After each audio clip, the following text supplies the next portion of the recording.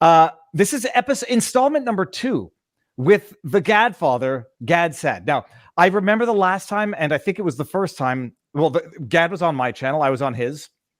I remember when he was on my channel, I was in quarantine because this was back in the time when science was prevailing.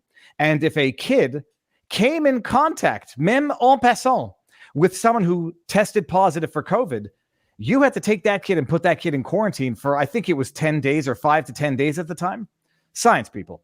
And I was like, I'm not putting any kid in quarantine anywhere, ever, full stop. I don't care if the government says lock up your 10-year-old in a room solitary for 5 days. So I took the kid and my wife, and we went up to the cottage, and we were fortunate enough to be able to escape the tyranny at my parents' cottage. And that's where I remember doing the podcast with Gad Saad. Konstantin, I can see your comments. So I have not shadow banned anybody. The dogs are going to bother me. Okay, that's the intro, people. I want to let everyone trickle in. Share the link around because Gad is going to come on. We're going to go from a parasitic mind to happiness, if such a thing can be found in this world. And full disclosure, I have not read Gad Saad's book. Not a question of shade or laziness. I can't read until the audio comes out. I'm not going to be able. So I have a synopsis of sorts. All right, Gad, enough with the intro. I think we've done it enough here. Oh, let me just make sure we are live on Rumble. Are we live on Rumble? We're live on Rumble. Good. And we're live on Locals, and hopefully the internet keeps up. I got a text? Okay. I'm in a hotel room with my kid. He's being very good and letting me stream extensive periods of time after spending all day in a car driving. Okay, we'll talk about it. Okay, Gad, I'm bringing you in. Everyone share the link. This is going to be awesome. Gad, sir, let me see. Do I want to do it like this? Yeah, this is good. Viva. Sir, how goes the battle? the battle of living in Quebec, Canada, the battle of being so good looking in a world of ugly people. What is it? Let's say the battle of being so good looking while living in Quebec and Canada, while working at your university, which back 20 years ago was politically difficult. I don't want to get you in trouble. What are you up to these days? Well, still a professor at Concordia. I can't believe it, but it's 29 years. I joined Concordia University straight out of my PhD in 1994. We're 2023, so I just completed. So on June 1st, I will be starting my 30th year. I can't believe that's possible. I had a few little visiting professorships at Dartmouth, at Cornell, at UC Irvine, but I'm still at Concordia.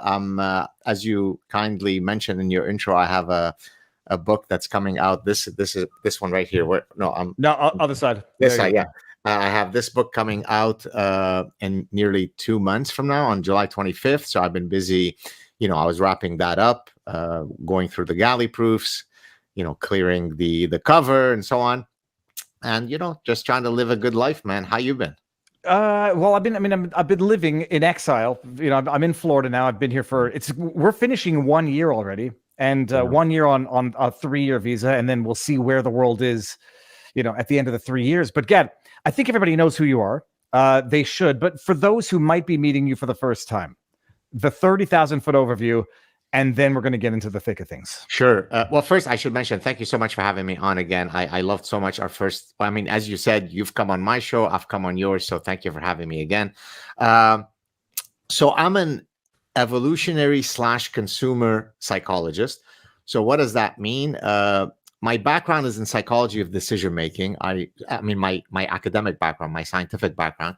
So way back in my doctoral dissertation, I studied how much information do people look at before they stop acquiring additional information and commit to a choice. That's called a stopping decision, because it's literally, how do you stop and say, I'm ready to move to Florida. I'm ready to vote for Hillary Clinton. I'm ready to marry this person, right? There's an information search process.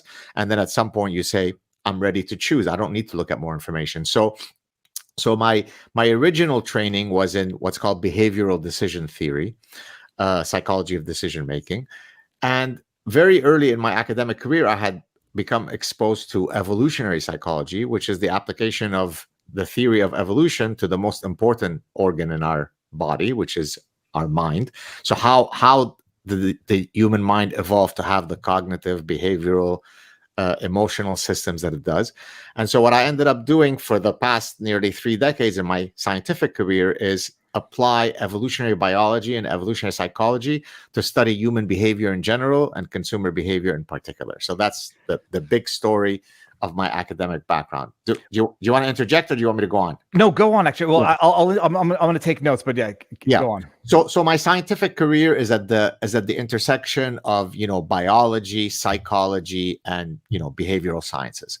I'm housed in a business school precisely because I try to apply many of these cognitive disciplines in studying economic decision making, consumer decision making, and so on. So that's why I'm housed in a business school. Now, in addition to that, I'm someone who has never felt the compunction to just be a stay in your lane professor. Many professors, they know their research area very well, so they keep pumping out many papers within this area, and they never stray out of their lanes. Whereas for me, both in my academic career, I've been very interdisciplinary. I like to navigate through many intellectual landscapes. Actually, something that I talk about in the happiness book.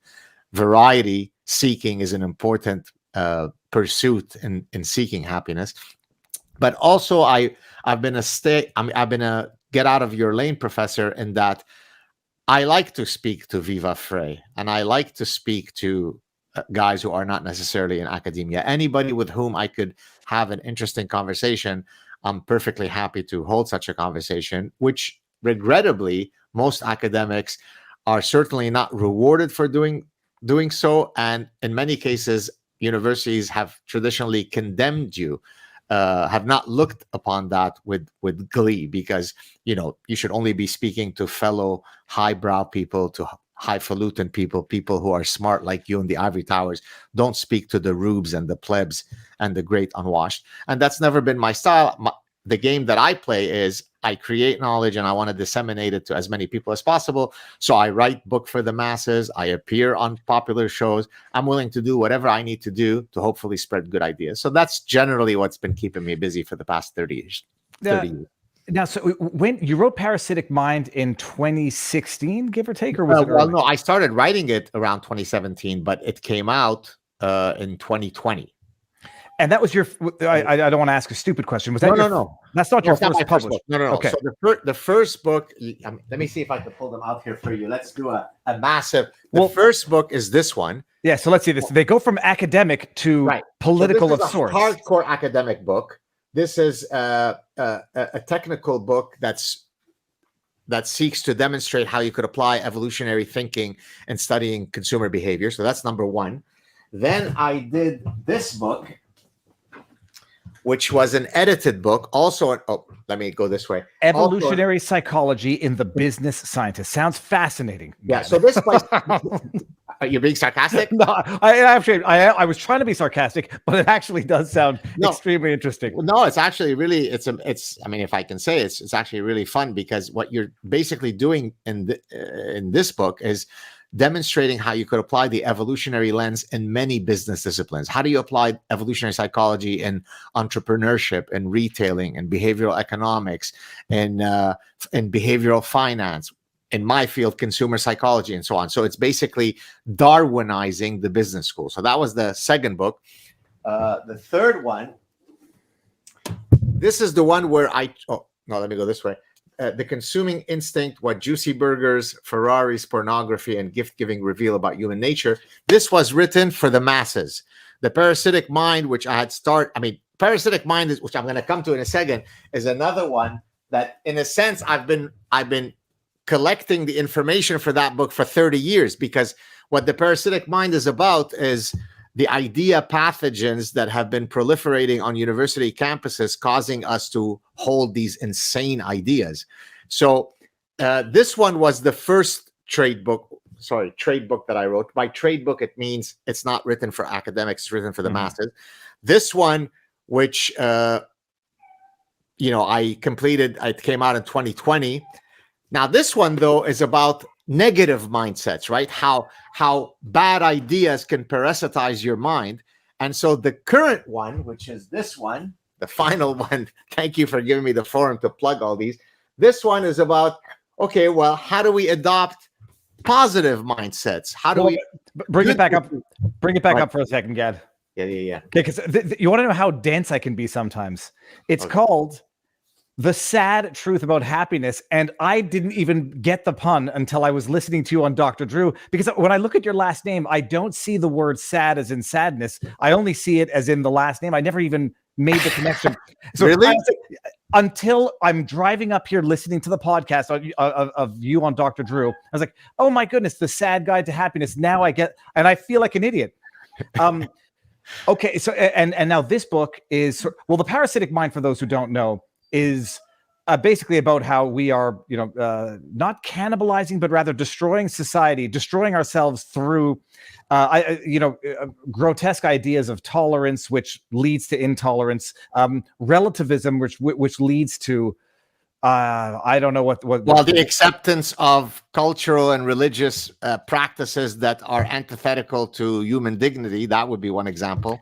And you took now. I mean, we need to contextualize all of this. One chapter in Parasitic Mind dealt with a critique of Islam, which for the university at which you are a professor. I mean, that's like. That's like walking down a trans parade with a big banner that says boys have penises, girls have vaginas. I mean, that's how provocative it would be. So people need to understand, contextualize. Writing The Parasitic Mind while working at Concordia. Concordia has been politically active, I would say like politically toxic since I was in university, which is 20 plus years ago. You've been there for longer. Has it always been the way it is now? Politically, it has, in the sense that it's always been very leftist, very, very much of student activism, quite a strong bent of anti-Semitism. You may remember that in 2002, Benjamin Netanyahu was blocked from speaking. Very much. Now, at the time, I was a professor for 2 years at University of California, Irvine. I had taken a visiting professorship, so I wasn't at Concordia, but he was completely shut down. So yes, there has been a tradition at Concordia of having these kind of ultra woke activists before the term woke existed, right? So for example, the communication studies department and all these, Simone de Beauvoir Institute, radical feminism, postmodernism. So many of the idea pathogens that I discuss in The Parasitic Mind would certainly have found a happy home at Concordia. But, this is certainly not unique to Concordia, right? You can go to Brown University or Oberlin College or Wellesley College or Harvard University, and you will find maybe slightly more staunch parasitic ideas or slightly less, but it's not a unique phenomenon to Concordia, where there are professors and intellectuals. Regrettably, there are profoundly stupid ideas, because, as I always remind people, it takes intellectuals to come up with some of the dumbest bullshit. And so, good way of putting it. Yeah, no, but it really is true, and I don't say it to be facetious or to be bombastic. It really is the case that it's academics that come up with some of the nonsense that we see. I mean, George Orwell had sort of intimated a similar sentiment many, many years ago, and usually, Viva, it happens in departments where the professors can pontificate the nonsense perfectly decoupled from reality, right? There is no feedback loop that tests their ideas. And this is, by the way, one of the reasons why it's taken longer for these parasitic ideas to, let's say, enter the engineering school or the business school, because those schools are wedded to reality, right? I mean, you can't build an economic model of consumer choice using postmodernist mathematics. There is no such thing. You can't build a bridge using postmodernist physics. So they're not fully inoculated from this bullshit, but at least the nature of what we study in those schools makes it a bit more difficult for the nonsense to spread.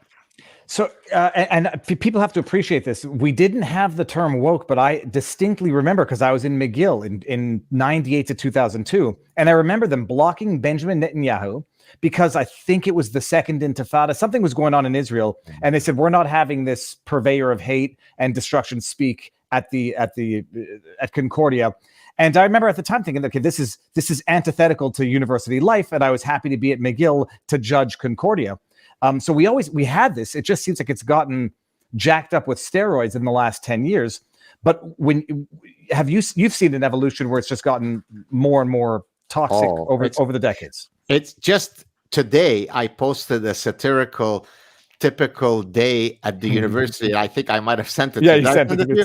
Do you want me to read some of it? Well, yeah, read it. And hold on. Actually, before you read it, we're going to read it over at Rumble, because we're going to go over to Rumble now, and we'll do this entirely on Rumble, and I'll post this to YouTube tomorrow. But so everyone, come over to Rumble. And before we do that, actually, I'll just read these two super chats. One says, "I can only watch and not comment on Rumble, so here's a token of my gratitude to you both before we switch over." Maureen, thank you very much. And Gad, what strategies should the right implement to battle the leftist takeover institutions? Okay, we're going to keep this question for the end. But everyone, head over to Rumble, because we're going to end on YouTube in 3, 2, 1.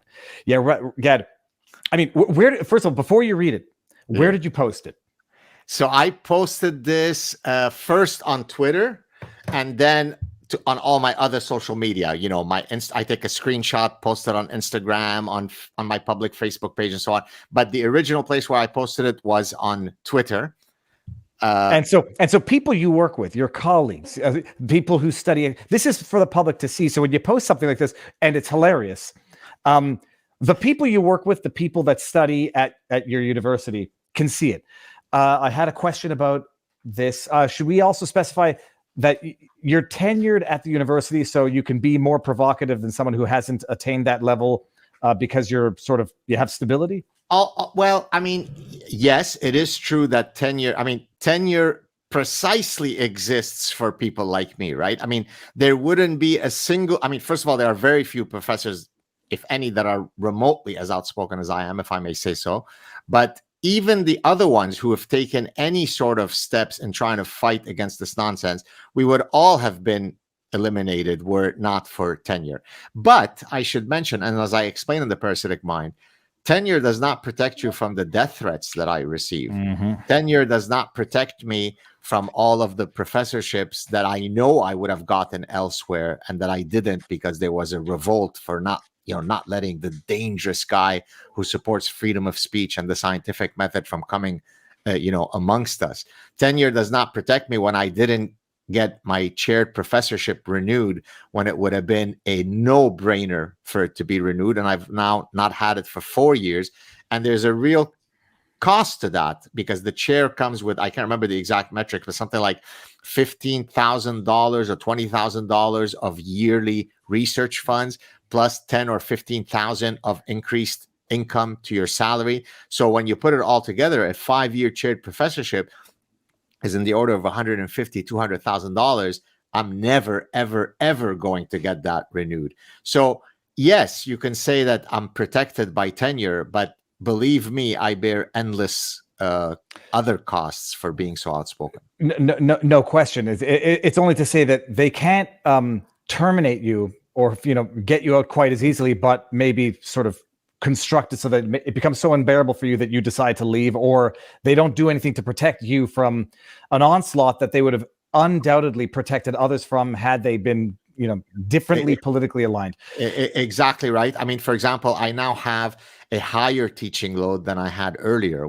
So usually in a professor's career, as you become more notable, as your research career progresses, you're not that you don't want to be teaching, but you don't want to be teaching, huge undergraduate sections and so on, because your time would be better spent, directing a research lab or supervising doctoral students. Well, in my case, my teaching load has increased 30 years into my career. So they're certainly not doing anything to try to protect me or make me feel happier. They haven't, for example, covered any of my accomplishments for, I think the last time they covered anything of mine might have been, 7, 8 years ago. And in terms of, for example, media attention, and I say this in my usual Gad style, I probably get more media attention on a given Tuesday than the rest of the faculty combined in a given year. But somehow the communications department at Concordia doesn't seem to ever see, where my stuff is, right? I'll give you an example. 2 years ago, in early 2022, and I say this not to brag because it's relevant to the story.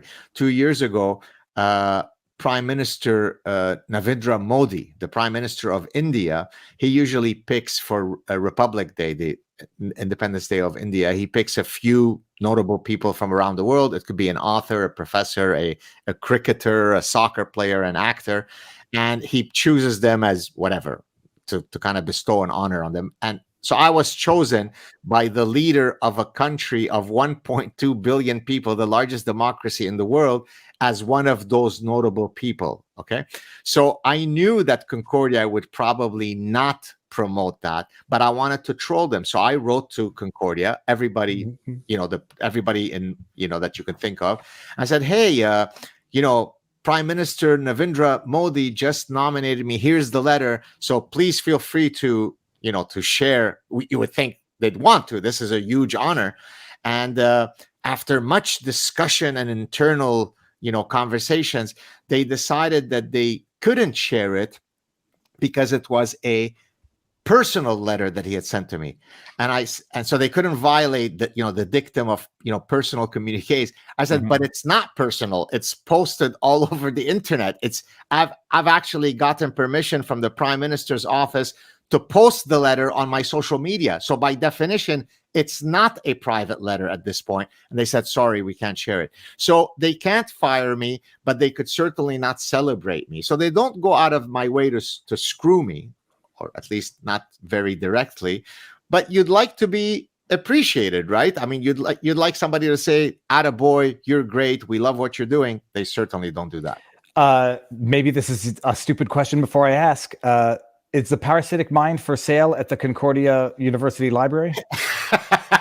Well, no, I'll tell you why. Because the courses that I teach, I've never assigned that book. So because I usually teach, let's say, evolutionary consumer psychology or psychology of decision making, I'm very, very disciplined, Viva, in not overlapping some of my positions that I like. If some position that I discuss in the Parasitic Mind is relevant to a course I'm teaching, I will certainly discuss it, but I don't. So I won't walk into class and start railing against Justin Trudeau because I think he's not a good politician, because in that course on psychology of decision making, it's not necessarily a relevant topic. So and I think because I have that professorial discipline, because I know how to delineate what I should or should not be talking about from a professorial obligation perspective, I've never really gotten into trouble. If anything, my students have always been unbelievably, like I've seldom had trouble from sort of like the blue-haired folks in any of my courses. And I guess that was a stupid question, because unless it's part of a curriculum for a course, it won't be available at the university library. Okay. Exactly. Now, so we were saying all that was a prelude to your most recent post, which was a day in the life. Oh, let's do it. You ready? I was trying to find the screen grab to bring it up, but I got it right here for you. Do you want me to read it, or do you want to read it? Oh no, here. Do you see a thing that says share screen on the bottom of your, or it says present?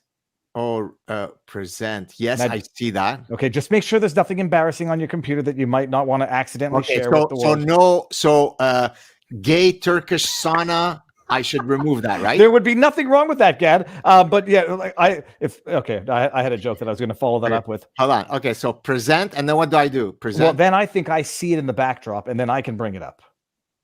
Did I do it? No. Or slides? Do I do? So I did present. Oh, and then it says share screen. Yeah, share screen. Don't worry, it doesn't matter. Share screen? Yep. And then I think I should see it in the backdrop. Do you? Not yet. Or cut the link and share the link with me in the private chat. Oh, I had it as a screen okay, so grab. just read it, then we'll. It's a screen grab anyhow. It's the day in the life, and it goes through the 8 o'clock. So here we go. You ready? Okay. So typical university schedule. Number 1, from 8 to 9 a.m., Dean of Diversity will address the faculty about the daily genocide taking place on campus. Number 2, from 9 to 10 a.m., communal self-flagellation whilst reaffirming noble land acknowledgements. Number 3, from 10 to 11 a.m., mandatory #MeToo seminar to explain the importance of iterative consent. Do you know what iterative consent is, by the way? Iterative. If you don't, it clearly shows that you could potentially be a rapist. Iterative. Oh, well, then it means, I guess, you have to consistently ask for permission throughout the course of something. Right. So, for example, here it goes. Right. So, for example, when my wife and I engage in sexy time, this is how it usually goes. Here's how it goes. You ready? Yep. I am about to play some Barry White music. That might get you in the mood. Do you consent to that? And then she says, yes, I do. Then I will say, I am about to take off my shirt, demonstrating my ridiculously svelte upper body. Do you consent to that? So you see, by my constantly engaging in iterative consent, I'm throughout the whole steps of sexy time, I am keeping the dialogue open to make sure that if she ever wishes to withdraw her consent, she can. By the way, I said I should fix that because I recently, you may or may not have known this, I recently came out as a gay man because my biological female wife told me that he identifies as male, and we know that based on trans logic, there is no question to be asked. That means I am gay. So not only am I an Arabic Jew of color, but I'm also a gay man. So sorry, you lose them.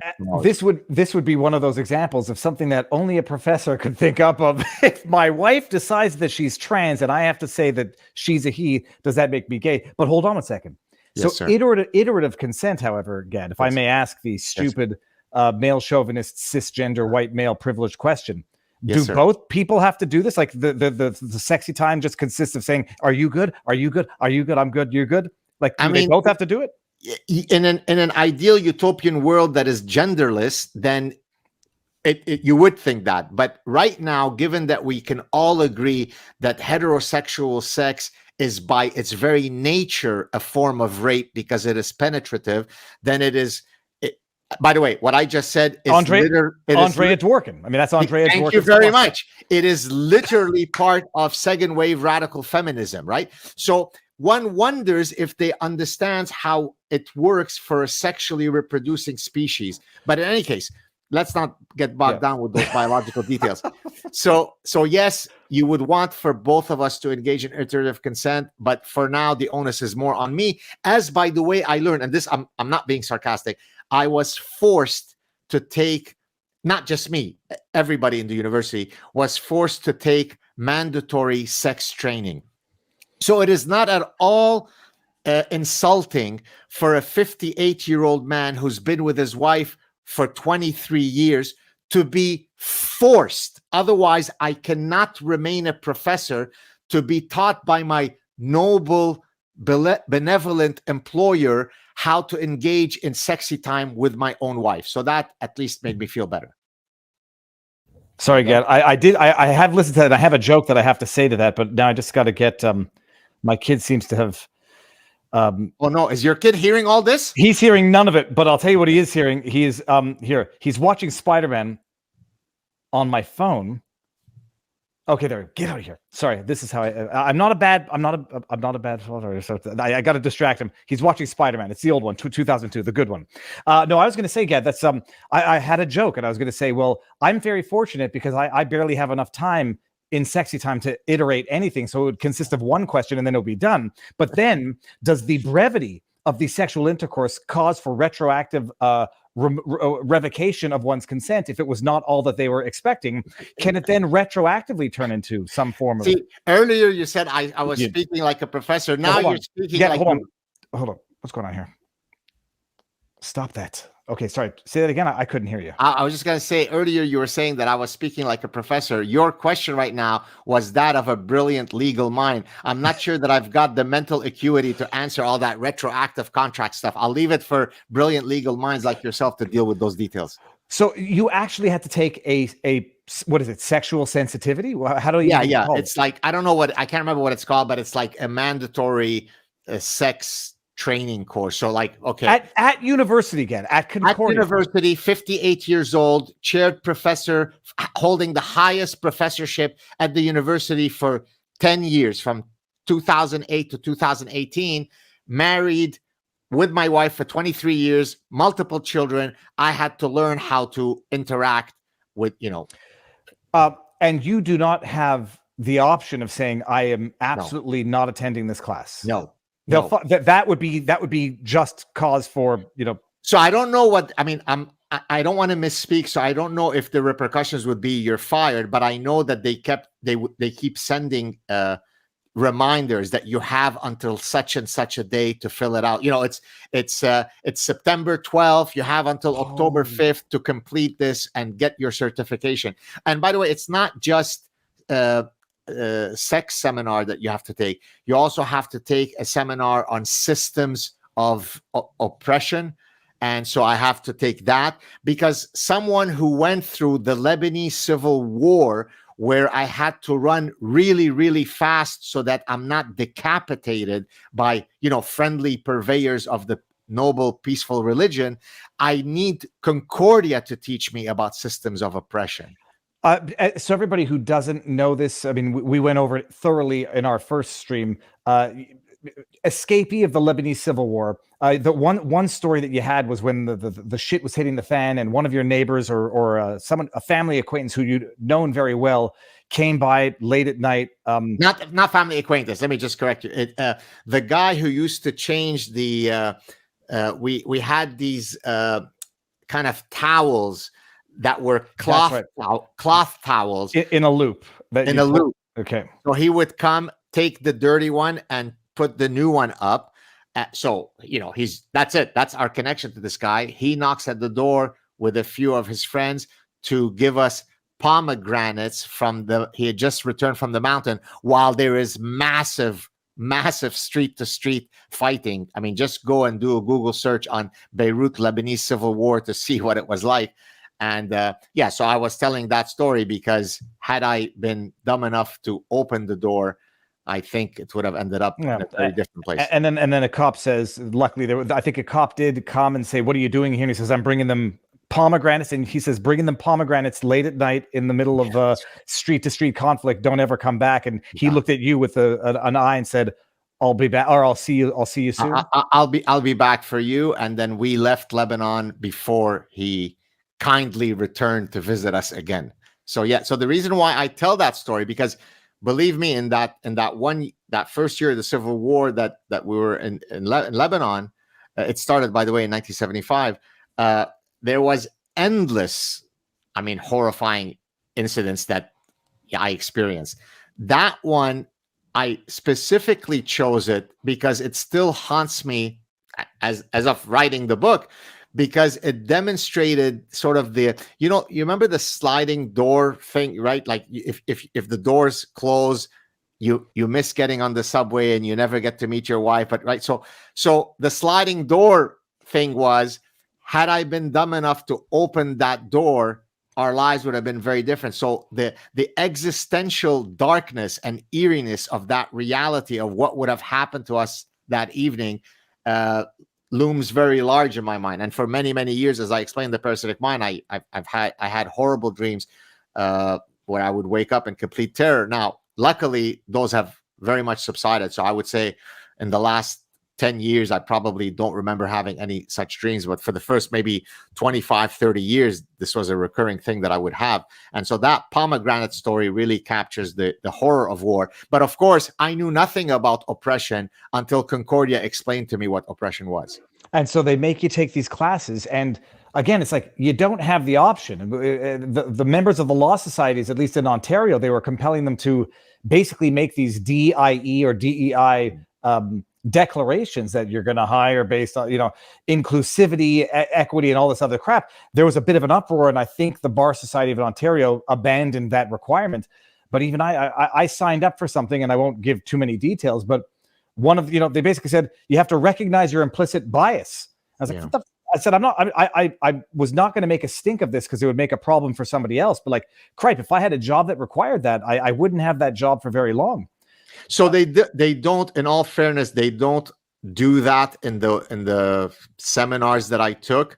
But for example, I'll give you some of the details. I might be slightly misspeaking, but the general gist applies. So what they do is they share with you different vignettes, and then you have to answer. Now, I know what they want me to answer. I know what the real answer should be, but I know that if I give the real answer, then I can't get through to the next screen. So example, you know, you're walking on campus and you see a young guy complimenting a woman about how sexy she is. Is this a form of sexual violence? And so I write no. And then a thing comes up, well, no, that's wrong. Unwanted compliments are a form of compliment rape or whatever. I'm being facetious now. Yeah. And so then you say, okay, I understand now. So if a guy says, my goodness, you look hot in those pants, that is a form of sexual violence, and we should intervene to stop the compliment rapist from, walking on campus complimenting women. I get it now. Now I learned. I didn't know until I was 58, but now I know that a misplaced compliment is a form of sexual rape. I got it. So it's that kind of stuff. And again, by the way, I'm the last one to equivocate, but this is not something specific to my university, right? I mean, every single this is not a Concordia problem. This is a problem in every university and now in every organization. And there's no, I do not make public stories that I'm not authorized to make public, or disclose other people's stories that are not my own. But all I have to say, there's no but. It exists everywhere in research, in academia, in law firms, in engineering. I mean, everywhere. I don't know when it became this pervasive litmus test of insanity, as far as I'm concerned. Like, you have to apologize for things that don't require apologizing. But again, you don't get to step 2 unless you get past step 1. And it's literally the proverbial, I guess not literal, 2 + 2 = 5, or I Love Big Brother. So you write The Parasitic Mind. Yes, sir. It's not that it's a dark book. It's that it's highlighting the decline of Western society. How familiar are you with the decline of the Roman Empire? I mean, reasonably so. I just finished reading. Where is it? Oh, it's holding up the computer. Let me see if I can. And while you do that, I'll get my dog, who's driving me crazy. Okay. I just read. Oh no, this way. I'm giving him some free publicity. How to Think Like a Roman Empire. It's a book by a guest who came on my show recently, Donald Robertson. It's a book talking about the application of principles from Stoicism to modern life, and so I'm reasonably familiar. But I'm guessing are you going to draw a parallel between? Oh no, I'm going to ask you, because I'm not reasonably familiar. I think I understand conceptually what led to the fall of the Roman Empire, and I understand the metaphors now. But do you understand it better than I do? Undoubtedly. Are there concrete analogies to be drawn between the fall of the Roman Empire and the direction of Western society today? Because people always say a society in decline tends to obsess and focus on sexuality and these types of things, as did the Roman Empire. And I just don't understand the fall of the Roman Empire enough to understand that analogy. So I'm not willing to make that speculative link. I mean, there are certain historical similarities that we can make, but I'm someone who is very epistemically humble in that when I know, and what I don't know, I don't know. I'm not that I don't know about that parallel, but I'm not confident that there is a direct one-to-one parallel in terms of the general phenomenon. What I can tell you, though, if that's what you're looking for, a historical context, is that the capacity for human minds to be parasitized by bad ideologies is certainly not unique to the current zeitgeist, right? So that has been something that I can point to endless other contexts where that's happened, right? For example, and in the Parasitic Mind, for example, I talk about Lysenkoism, right? Lysenko was a Soviet Union geneticist who thought that the laws of heredity, the fundamental laws of genetics, were incorrect because they did not adhere to certain Marxist doctrines. And so he proposed an alternative theory called Lysenkoism. We don't have to get into the details, but that is so incorrect in terms of scientifically that it led, in terms of the downstream effects, to the death of 20-30 million people from famine, right? So there are an endless number of examples throughout history where we can see the capacity for human minds to deviate from reason, from logic, from common sense, right? Salem witch hunts, and there's a million. We could talk even examples within the Roman Empire.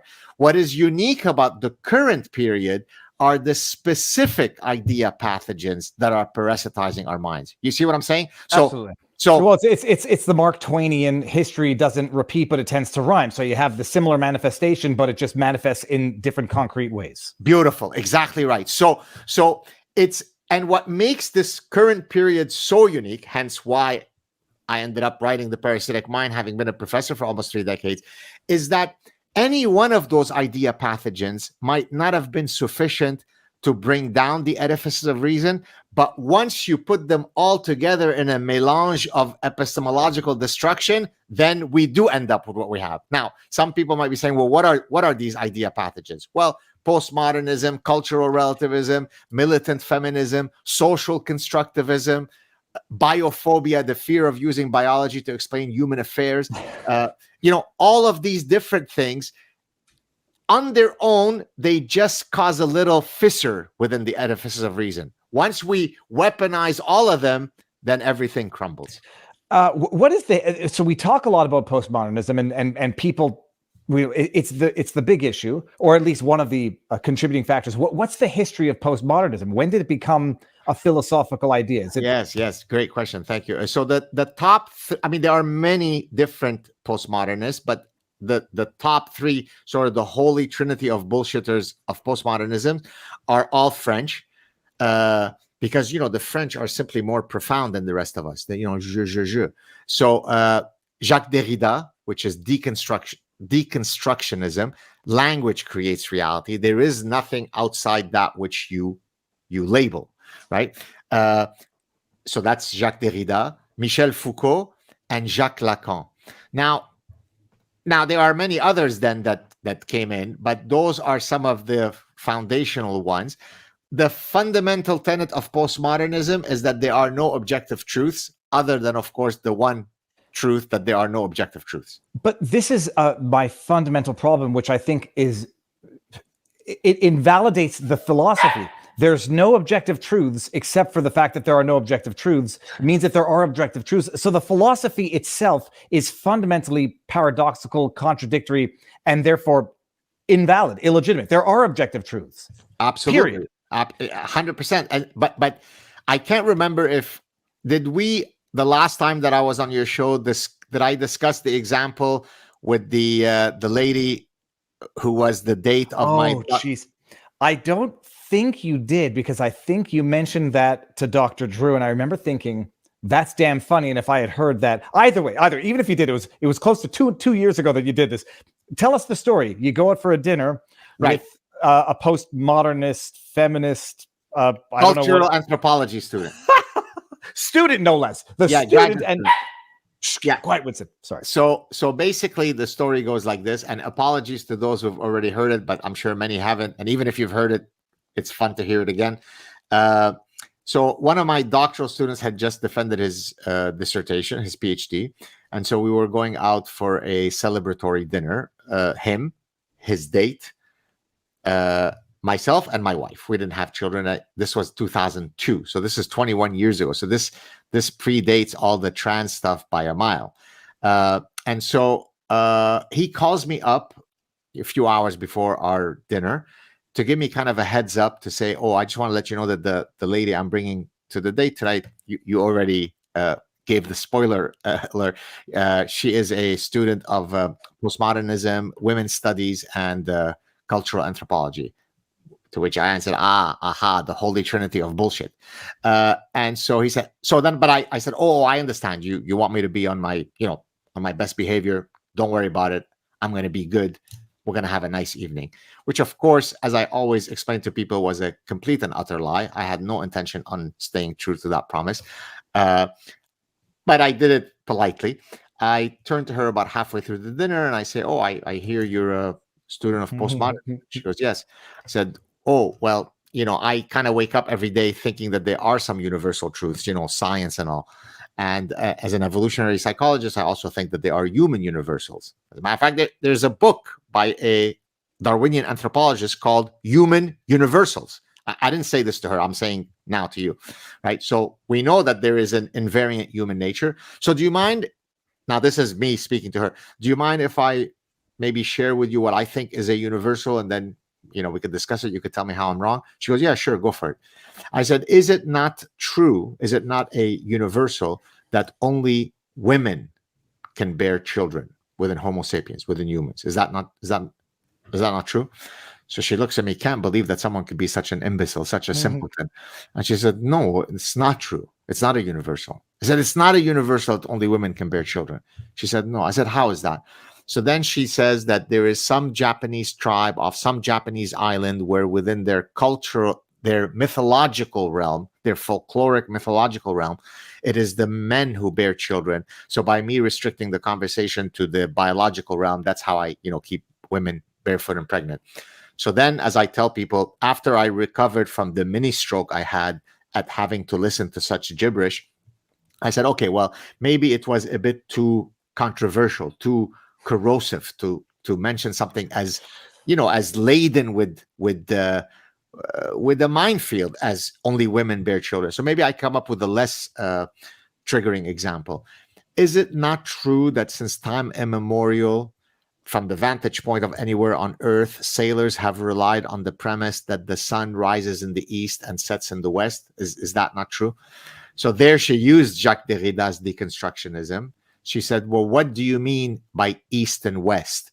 And what do you mean by the sun? This is what it's Zenonian level pontification. Like, okay, fine. When you break it all down, yes, language means nothing except for that which we ascribe to it, which are concepts that you give words to describe. And so long as we understand what we're talking about, that's how knowledge is communicated. Exactly. Otherwise, how would you and I right now have this conversation if we don't have shared meaning? What, right? Like we would just be making gibberish sounds, right? So anyway, so when she said that which you call the sun, I call dancing hyena. I mean, that's literally the case, dancing hyena. To which I answered, well, okay, fine. The dancing hyena rises in the east and sets in the west. And then she said, I don't play those label games. Now, why do I always repeat that story? And why has it become such a viral story? Because it perfectly captures the lunacy of postmodernism. This person was not some escapee from a psychiatric institute, right? Maybe exactly. Or she might be soon to be joining one, because she doesn't have to be an escapee. Sorry. Fair enough.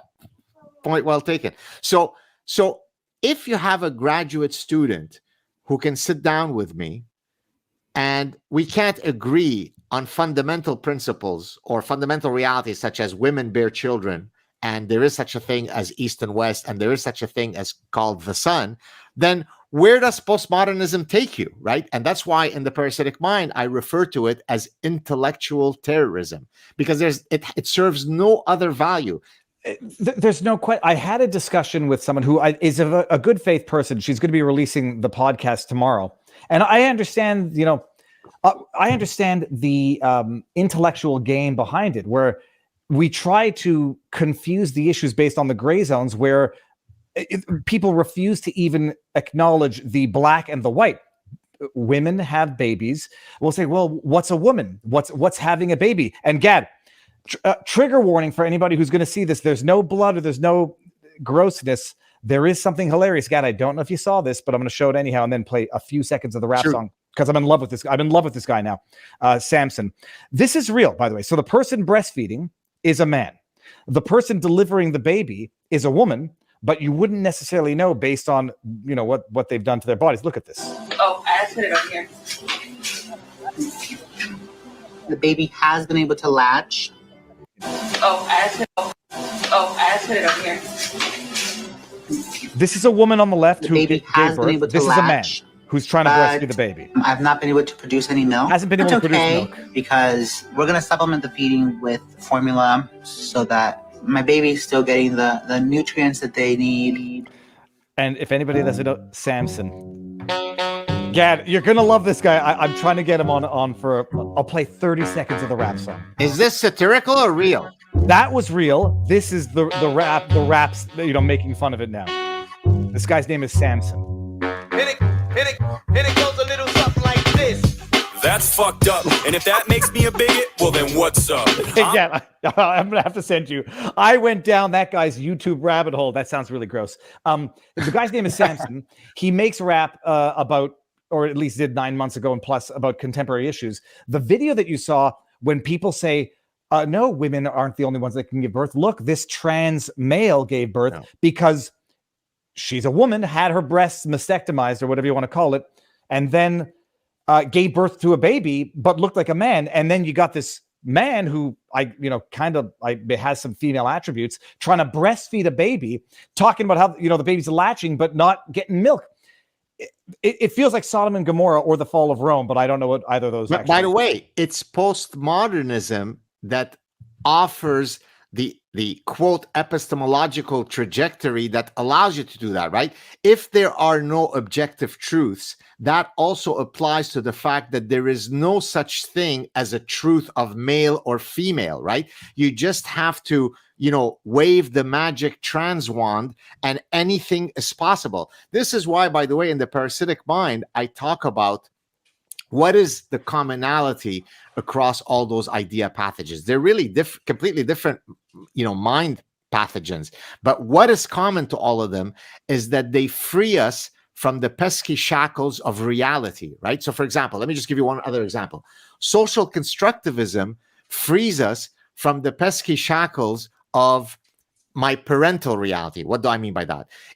Social constructivism presumes that we are all born with equal potentiality, and it is only the schedule of reinforcement in your life that causes you to become Lionel Messi or Michael Jordan. So if I hug my child enough, or I don't hug them enough, or I give them enough Big Macs, or I don't give them Big Macs, that might be the trajectory by which they could be the next Einstein. We're all born with equal potentiality. Now, that's a very hopeful message. I would love to think that all of my children have an equal potentiality of becoming the next Newton, Einstein, or Lionel Messi. But of course, it's perfectly rooted in bullshit. You and I did not have an equal likelihood of becoming NBA stars. First, we don't have enough vertical height jump. Number two, we're not very tall. So we certainly started off on lower footing, right? But that doesn't feel as hopeful as social constructivism, which says that we are born with empty minds, with equal potentiality, and it's only socialization that makes us what we become. So all of these idea pathogens start off with this noble quest to free us from reality. And in doing so, we end up murdering truth. Hold on one second. I'm gonna send the link to everybody so they can hear that rap song. But it is again, it's like the iteration of.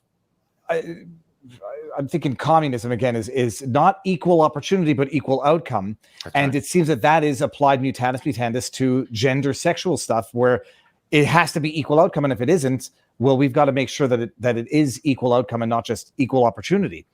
But Gad, I guess so.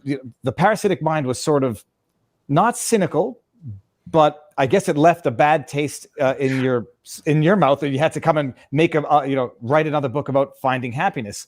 So what is the Saad Truth of happiness about? Yeah, and it is interesting. I'm putting it all together now.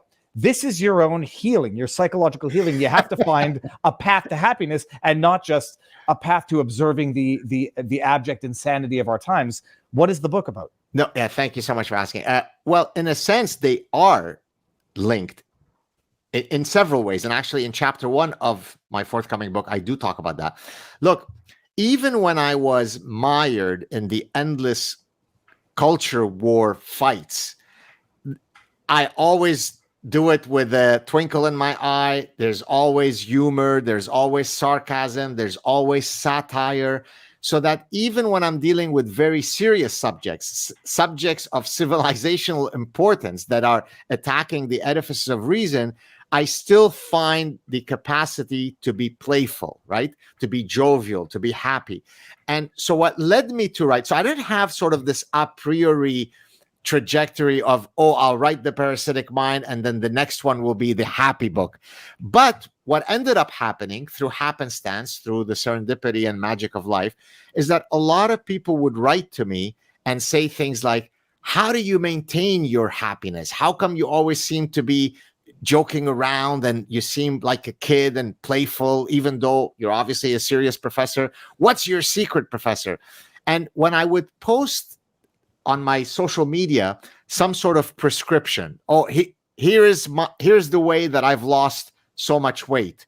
That would be some of the most shared content of anything, right? Like, I mean, I share all sorts of very serious content. None of it seemed to, appeal to people as much as, if I share some sort of prescriptive action or some secret to how I live my life, to how I have a successful marriage and so on. And so I thought, well, wait a minute, why don't I, many people are asking me to give them the secrets. Why don't I write a book about the sad truth about happiness? And so that's kind of the background to the book. So what I basically do in the book is I discuss a few decisions that you can make that either increase greatly your likelihood of being happy or miserable. So in one of the chapters, I talk about, choosing the right spouse and choosing the right profession. Now, that might sound obvious, but let's stop and analyze it for a second. When you wake up in the morning next to the person that you're married to, if that person is someone that you like, well, you're off on the right side of the, you're getting off on the right side of the bed. Then you go off to your work. If what you do at work is something that brings you great purpose and meaning and joy and happiness and excitement and glee, well, that's great. Now, if you return home to the person that you really like, well, then, it's looking pretty good for you. Now, I don't have the arrogance or hubris to say, read the book, I guarantee you happiness. What I can tell you, though, is that if you implement those prescriptions, it increases your likelihood of being happy, right? So, example, how can we make sure that we marry the right person? Well, there is no absolute guarantee, but we do have a lot of scientific evidence that can help us know if we're making the right decision. Example, there are two maxims when it comes to mate choice. There is birds of a feather flock together, or there is opposites attract. Do you care to guess which is the one that is by far the more likely one to guarantee it? When it comes to a marriage, I'd have to say birds of a feather flock together. Boom, you got it. There's a lot of expressions in the English language that have totally mutually incompatible meanings, like he who hesitates is lost, look before you leap. And I can't think of the other good ones now. But to your point, forgive me for interrupting you. It's not that opposites attract is never operative in the mating market. It might be very exhilarating and optimal for a short-term mate. If I am sexually introverted and the partner that I'm having a little dalliance with is sexually extroverted, whatever that means, or experimental, whatever, that difference, that opposites attract, might actually make for a very pleasant and enjoyable evening. But when it comes to long-term stability, birds of a feather do flock together, as you correctly pointed out. Now, the next question might be, well, on which attributes? Is it that we should have both colored eyes? Is it that we should both have similar? I can tell you, having been, I think, relatively successfully married now, it's going to be 16 or 17 years. It has to be ideologically and not physically, because physicality, first of all, evaporates into the wind for some, but that's not what's important. That's not what allows you to sleep next to someone. Shared beliefs, shared attitudes, shared life goals. Those are the things that we need to be assorting on. And if we do engage in assortative mating on those beliefs, it increases the likelihood of us getting married. Being successful in our marriage by a long shot. So that would be one. Go ahead. Oh, the other one was out of sight, out of mind, and absence makes the heart grow fonder. Two mutually incompatible maxims of life. Sorry. Okay. Beautiful. Now, when it comes, for example, to jobs, there are many ways by which we can either increase or decrease our happiness. I argue in the book that one of the most direct ways to ensure that you have purpose and meaning in your job is if you instantiate your creative impulse. Now, instantiating your creative impulse can come in many forms. I can be a chef. I create culinary art. I could be Viva Frei. I create content that people consume and love, right? You used to be a successful lawyer and you said, I don't want this. I want to create content. That's what I want to play there. And I'm going to come to play in a second because it's also in the book. In my case, I create by writing books. I create by writing academic papers. I create by also creating online content. So I'm constantly in creative mode. I can be an architect and create a bridge or a beautiful building. So all other things considered, if you are creating, whether it be a movie or a dish or content online or a book, you are certainly increasing the likelihood of you having that existential glee when you wake up in the morning and say, I'm excited. What am I going to create today?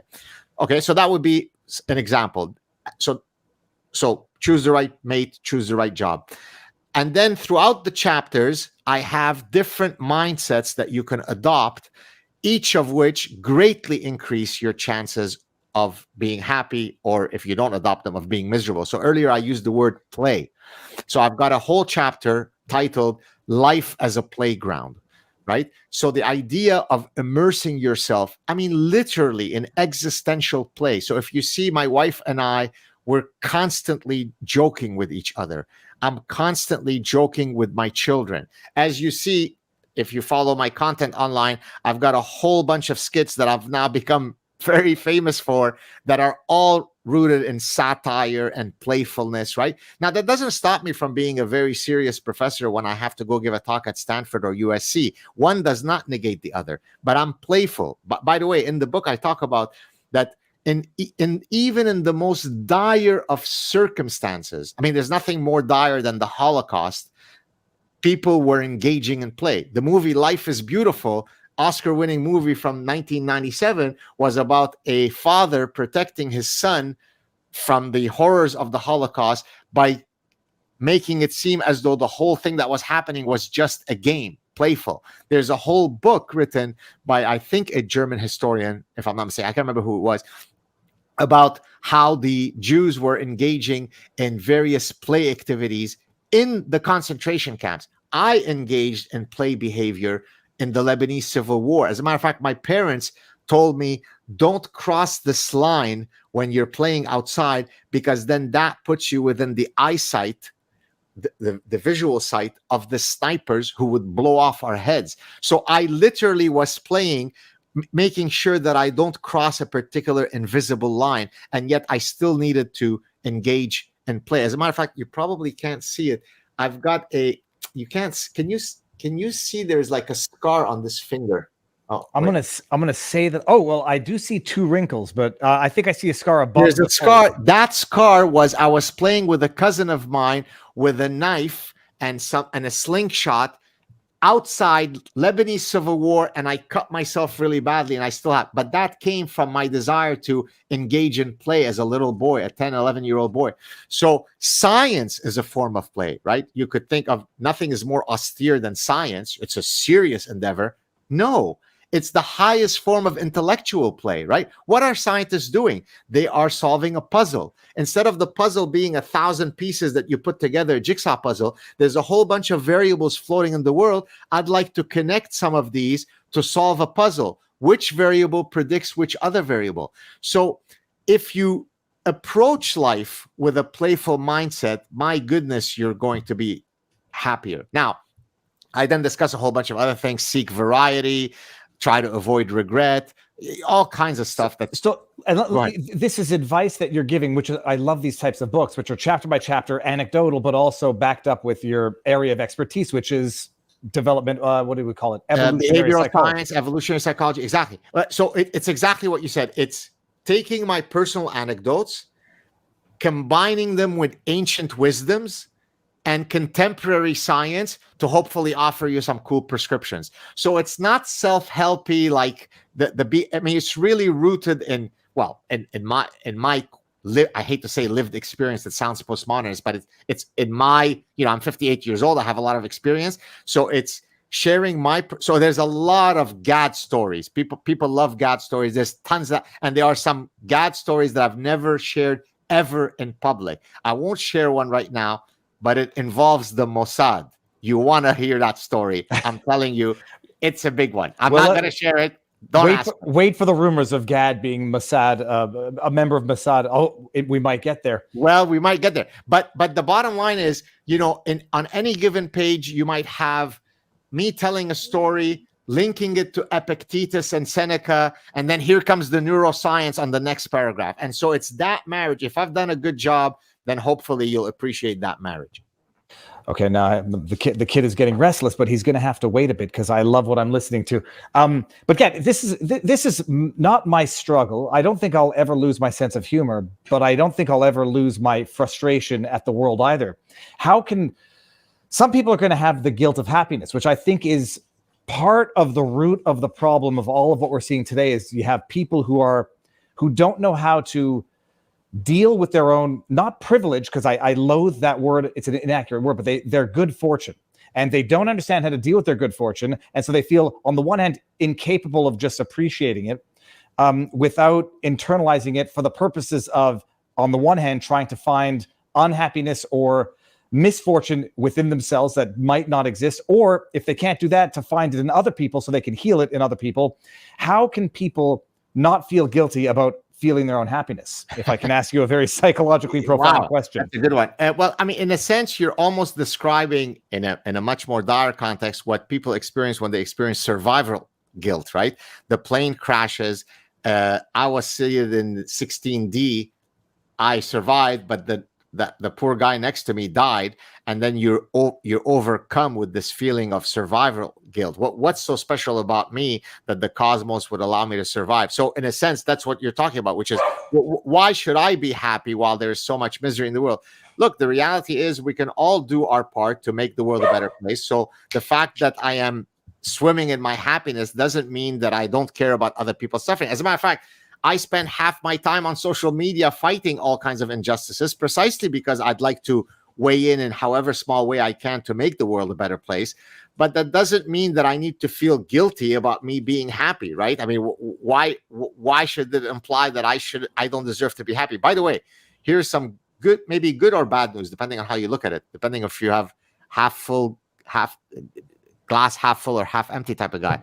About 50% of our happiness is inscribed in our genes, right? Now that you might say, well, that's bad news because that means some of us have a sunny disposition, whereas others have a gloomy disposition. There's nothing I can change about that. Well, no, because that implies that there's another 50% that is up for grabs, that is open to you willfully altering your trajectory of happiness, of being the architect and the orchestrator of your own happiness.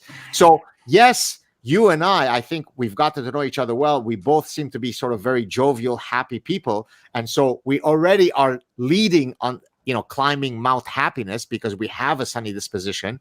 But I bet you that if we think about some of the decisions that we make, some of the mindsets that we adopt, we probably are also increasing our happiness by adopting a good mental hygiene of happiness. Okay, if what you mean is it's genetic or in the genes, as in you're born with it, but it could also be trained like exercise and healthy living, that's one thing. But I think people always tend to value the innate skill over the learned habits, because if you don't keep working on the habits, you'll lose them. And then people can sort of train themselves to be grateful and be happy. But then if they stop practicing, they're going to lose it. Whereas those who are genetically predisposed to having, the sense of humor even in the darkest of circumstances, they'll never lose that, even if they don't practice it. I guess it's a question of making the best of what you have. But Gad, so the question is going to be, you're living in Canada. Yes. Through what we're currently living. A path of unhappiness. Other things equal. Go ahead. Well, hold on. Is there a chat that said, Gad, I appreciate your work immensely and your sense of humor even more. Thank you. That's Chet Chisholm. Thank you. And then Fleet Lord Avatar says, when you escaping Canada, Mr. Saad? Now the question is this. When are you escaping Canada? What's your life plan so far? Yes. Look, probably the thing that makes me most, knock on wood, I have health. My children are healthy. My wife is healthy. All of that is good. So the thing that makes me stay up at night most is that I don't wish to remain in Canada. Look, Montreal is a beautiful city. You're a Montrealer. There are incredible, things about Montreal. I'll be forever grateful to Canada and to Quebec for having welcomed us in when we would have otherwise been killed on the street. I could never take that away. So I will never not be infinitely grateful for, the welcoming nature of Canadian society. But I think I've paid my dues after 40 plus years in Canada. There are places that I'd rather be, one of which really Canada can't control, and that is the weather. I'm someone who is from the Mediterranean area. Of course, I'm from Lebanon.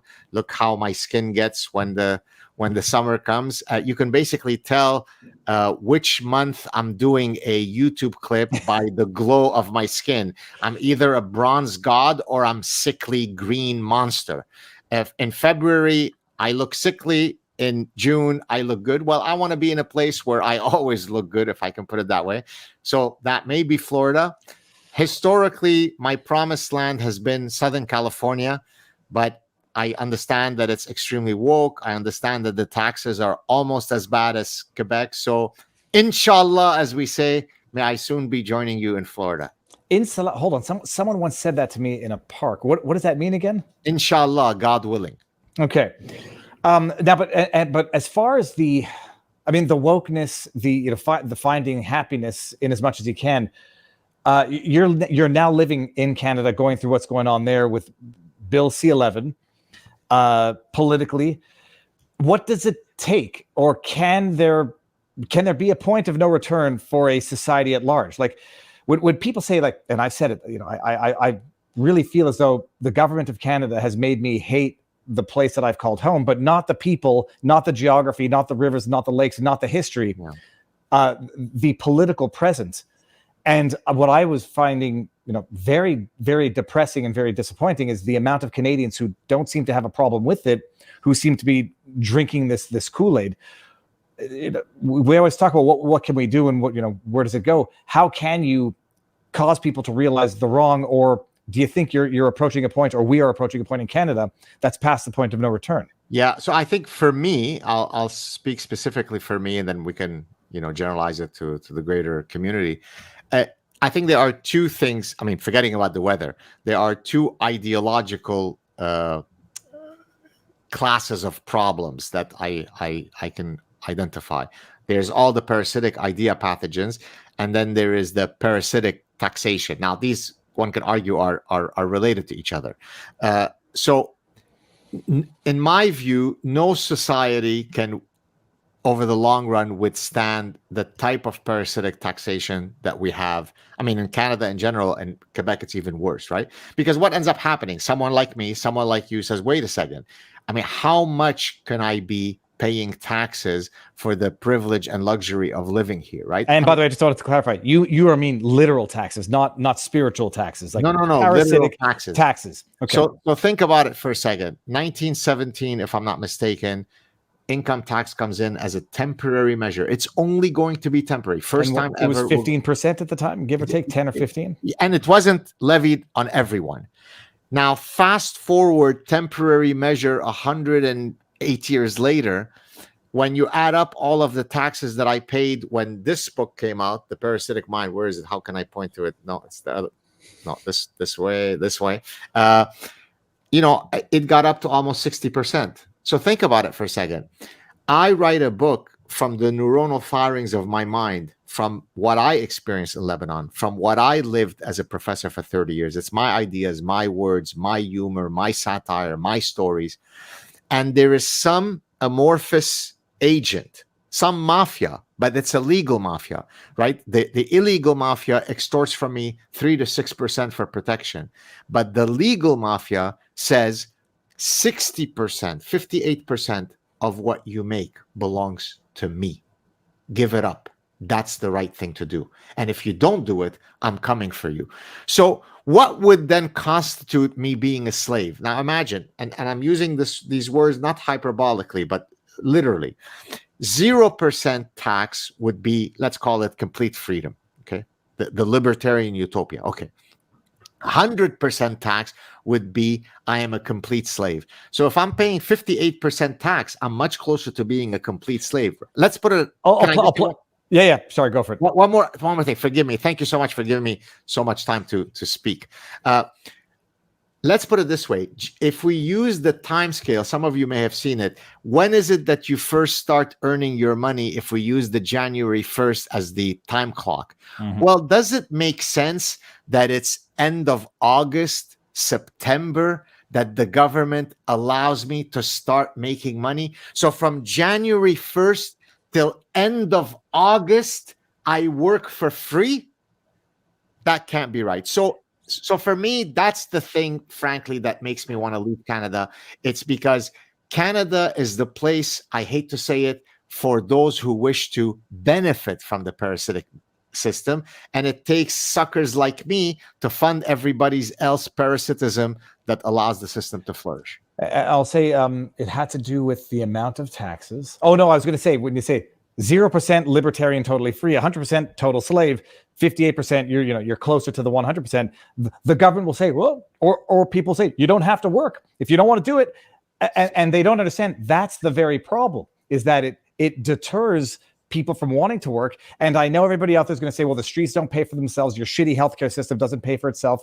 The problem is that you're paying in advance for something that you might not use, and that even when you decide to use it or need to use it, it sucks for everyone, even those who don't pay into it.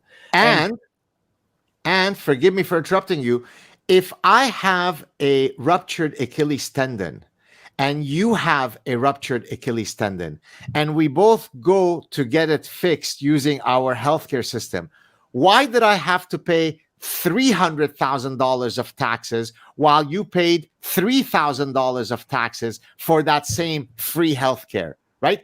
What's the moral framework that causes two people to pay radically different amounts for the same service? Let's suppose we all say we're all going to pay $10,000. Fine. We can debate whether $10,000 is enough or not. But when you go buy a car, the car dealer doesn't say, well, wait a minute, tell me how much money you make. And as a result of that, I'll tell you what is the price that you pay. Why should I pay 50 times more taxes for the right to live in Canada? Well, and some would say it's the price you pay for a free civil society where the poor are not literally eating the rich. The problem is, if what you got was commensurate or even proportionate, if not on a personal level, at least on a social level for what's being paid into it, then you could say, okay, fine, you pay a lot, but you get good stuff. The ultimate problem is you pay a lot and you get shit. And the reason why you get shit is because of government corruption, government bloat, government waste, lining their own pockets. And then you say, like, if I would pay for it, I'd sooner give it to charity and know that the charity is using it properly than give it to these corrupt government officials who I know are squandering it. And 100%. And the idea that people say, well, what are you going to do? Sit on your cash, sit on your piles of money. No, that's the other point, is that it's not like if you don't pay it in taxes, you're not going to spend it. Quite the opposite. And so it's just like giving money to the house. It's very frustrating. So, someone said, by the way, hold on, I think I can field this one better than Gad. Fleet Lord Avatar says, Mr. Saad, car, home insurance, and property taxes are higher in Florida than 47 other states. That may be true. And that's not to say that Florida is perfect. Florida, I think, accounts for like 40%. I think it's something like car accident fraud. 40% of it comes from Florida, something along those lines. There's some outrageous problem that results for car insurance being outrageously high in Florida. Home insurance, yeah, you got hurricanes and you got a bunch of problems. But I can tell you now, having done the private healthcare system in the States, you pay a lot for premiums versus pay a lot in taxes for healthcare in Canada. On the one, you might be paying the same amount at the end of the day, but at least you pay for it when you need it. And when you need it, you don't end up dying in an ER like you do in Nova Scotia and across Canada. And it's like, if people don't think you end up voting with your dollar and you have a socialist dream turn into a failed state nightmare, look at Venezuela. Well, I was thinking, by the way, and I've probably written about 5,000 words of potentially my next book. I don't know if that's going to be the next book. I started it immediately after the last year's taxation season, because I was just so existentially raped. I mean, I couldn't make sense of the world after what had happened. And you and I think, had talked about it privately. Yeah. But in any case, one of the things that I argue in this working draft of potentially a future book is the idea that socialism and communism are truly antithetical to human nature, right? Mm-hmm. I mean, E.O. Wilson, the famous evolutionary biologist, famously said regarding socialism/communism, great idea, wrong species. Now, why did he say that? Because he is an entomologist who studies social ants. Social ants have a communist system.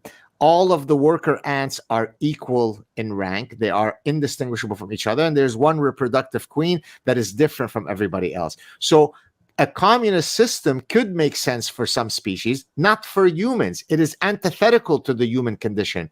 So now the other thing I would say that is contrary to to science and reality when it comes to communism, we know from B.F. Skinner and behaviorists in general that humans and animals in general do operate along cause and effect mechanisms, stimulus response, rewards and punishment. So imagine when you have a taxation system like the government that can always come to me with a gun to my head, metaphorically speaking, but it's almost literal, and say, pay up. What we do with the money is none of your business, asshole. Now you go ahead and write more books so that we can take more money from you. How we decide to squander it is not your business. So there are no consequences to your squander. There's no consequences to your waste. We don't line you up in a street corner and execute you if you are corrupt. You just run for another election, and then we reward you again, Justin Trudeau. So how can such a system perpetuate itself? Well, it can perpetuate itself because when 95% of Canadians benefit from the parasitic system, then it is left for me to stand on top of the mountain, quote, whining about being wealthy, while everybody else looks at me and says, stop whining. Why don't you pay your fair share, asshole? Well, guess what? At the end of the day, when I do all my calculations, I always wonder, how come I don't seem to have any money left in the bank? I mean, how could it be that I wrote such an international bestseller and I'm not swimming in money? Because all my money was taken from me. People really say the people who don't pay the taxes, and this is not a hierarchical thing, the people who don't pay taxes or who don't make enough to pay certain taxes don't necessarily appreciate there's a deterrent effect where, like, why make $100,000 literally when 48,000 goes to the government on, say, 45,000 on direct income tax? Then you got your 15% sales tax off everything you buy. Then you got your home mutation tax, your welcome tax. And they tax you on death. And people don't appreciate it. It should not be viewed as a luxury to be remunerated and rewarded for the fruits of your labors. It should just be called human nature. And then when you fully appreciate that in Canada, I think it's something like 20% of the population pays 80% of the taxes. Exactly. It creates an entitlement in a different group of people where it's not hard work anymore. It is you owe it to us, and if you don't do it, then you become morally culpable for not doing it, as if there are not options in the world that will ultimately let these things and there's play out. a word for it. It's called parasitic. So I thought actually of my next book being called the Parasitic Government or something to that effect, because I mean it literally is that, right? I mean, and I see it when I would post angry tweets about how parasitic the taxation, I mean, just how brutally unfair it is. Like, it literally drives you almost to financial ruin. You'd get all sorts of Canadians saying, stop whining, you asshole, at least you made money. But I don't owe you that money. I wrote that book, and it's not. It's as though it's a luxury to pay the tax to the government. It's a luxury that, first of all, people can go out there and work and then see what it feels like, and then they make a decision and say, "Well, Jesus, I'm just going to work under the table," and then publicly work under the table, make pay lesser taxes, and then take under the table black market cash, or what's it called? Is it called black market? It's not called black market. Black market. Yeah. Which is what invariably happens because human nature is what it is for a great many people. Why pay tax when you don't have to, and why declare when you don't have to? And by the way, so everybody appreciates the difference between parasitism and symbiotic relationships is the parasite ends up killing the host. The symbiotic relationship, which is the remora on the shark. Yeah. Well, the remora doesn't kill the shark; they actually help each other, and that has never been, as far as I can tell from the history of humanity, the relationship between citizens and the government. It's certainly been more parasitic than symbiotic. So now, but meanwhile, Gad, you learned so much from your first book. You're doing it again with the second one, or rather, fourth and fifth. I'm sorry, the second. What did you call it? Oh, not trade book. Trade book. It's your third trade book. Third trade book, exactly. But is it as bad as I mean, I remember what it was like a year ago, and every time I go back into Canada, it feels sort of like stepping back into the asylum. It's getting worse in Quebec and Canada, right? And you see it in small ways. For example, there is no street that I can go on that hasn't been in perpetual construction for the past, 10 years, right? I mean, how could it be that a particular area has been under never-ending construction for years, right? It's like 2027, it will be over. Gad, I'll field that one. Those cones, those orange cones, Montreal is known as the Orange Cone City. Well, they pay $1.50 per cone per day, something along those lines. You know who has the contract for that? Two entities that do not care who they pay, and two entities that do not care who they charge. And why? Because it's not their money, and nobody spends somebody else's money more wisely than they would spend their own. And you have the government spending other people's money. I can't hear you. You're dead. Son of a gun. Oh, you're back. Okay. Yeah. Okay, Well, what part did you not hear? Did you hear? Yes. Nobody spends their money or something like that. Nobody spends other people's money more wisely than they spend their own. The old Yiddish expression, everyone's a fool until it comes to their own affairs. That's the government. Okay. Well, we don't need life plans. Okay, fine. What else is going on in your life these days? You're very sweet. We are going to, on a personal note, we're going to Portugal in a few weeks for a little vacation before this guy. I better see everybody going out. Some shameless promotion. Go out, pre-order it. Can I just, before I say more about Portugal, please? It's incredibly important to pre-order books. Let me give you the appeal for why it is so.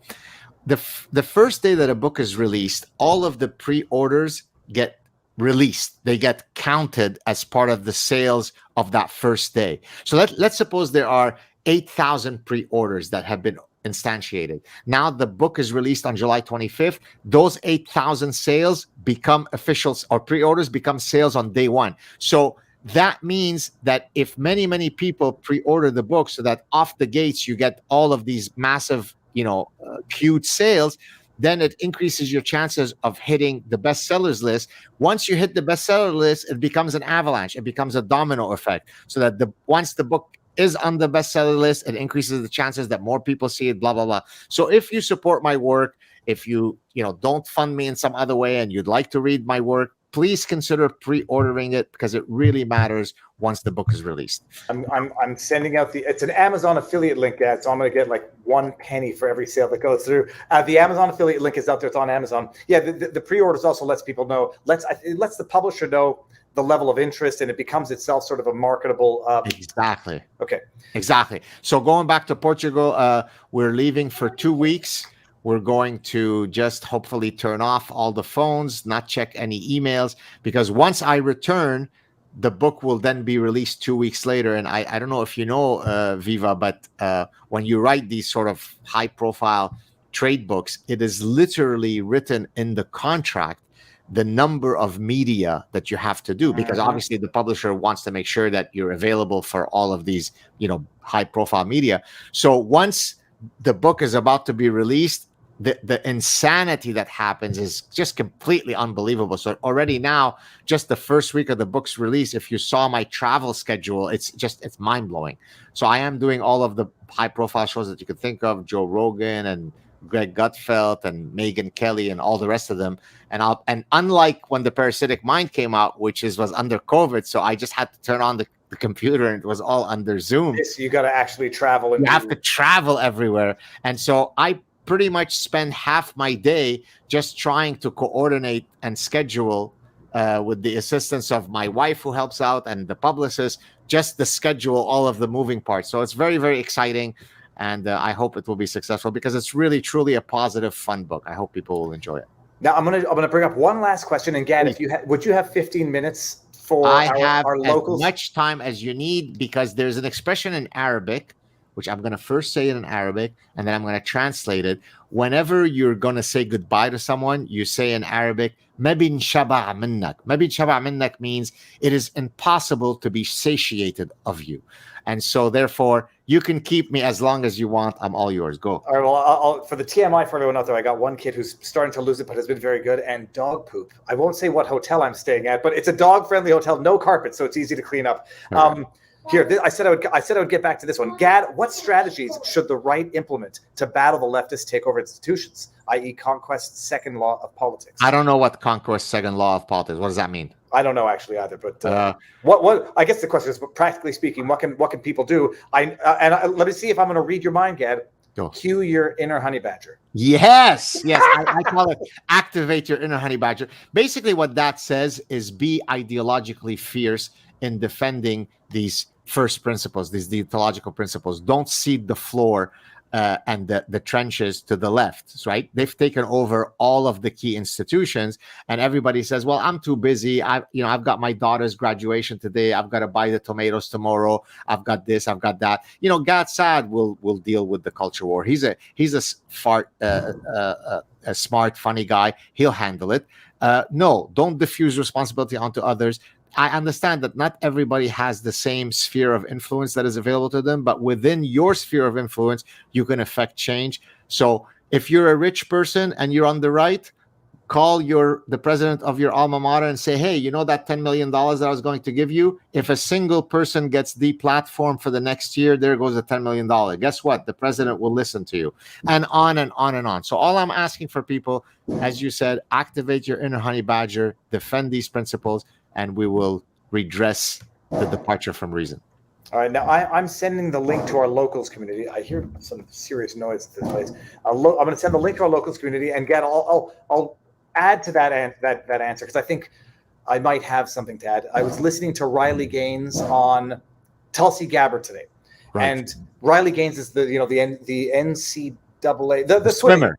Yeah, the swimmer who got booted off the platform by Leah Thomas. And she said that being Riley Gaines, like she was too shy to say anything. She was too quiet. She was waiting for the coach to say something for her, and the coach never came.